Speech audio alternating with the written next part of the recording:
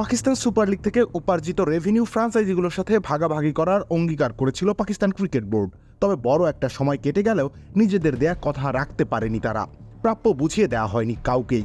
তাই তো বাধ্য হয়ে তাদের আনুষ্ঠানিক চিঠি পাঠিয়ে জানানো হয়েছে রেভিনিউ শেয়ারের ব্যাপারটি।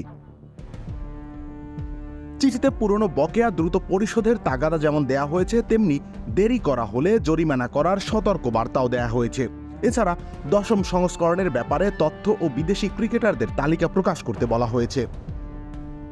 চুক্তিপত্র অনুযায়ী 5 মের মধ্যে মোট রেভিনিউয়ের 45% ফ্রাঞ্চাইজিগুলোকে দেওয়ার কথা ছিল। এই অর্থ থেকে ক্রিকেটারদের বেতন এবং অন্যান্য খরচের বড় একটা অংশ উঠে আসবে। কিন্তু 1 মাসের বেশি পেরিয়ে গেলেও এ ব্যাপারে কোনো পদক্ষেপ গ্রহণ করেনি পিসিবি। কোনো ফ্রাঞ্চাইজি তাদের প্রাপ্য লভ্যাংশ সম্পূর্ণ বা আংশিকভাবে পাননি।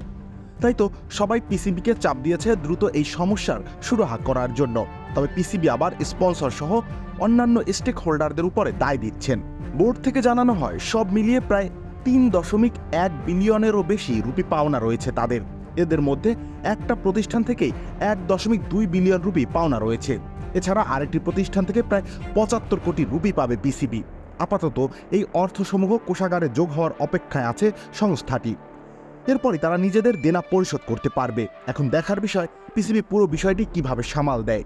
মহরমের ছুটি শেষে ফ্রাঞ্চাইজিগুলোর সাথে আলোচনায় বসলেও বসতে পারেন তারা। তবে পিএসএল নিয়ে আপাতত কারোই তাড়া নেই। রবিউল ইসলাম রনি, খেলা 71।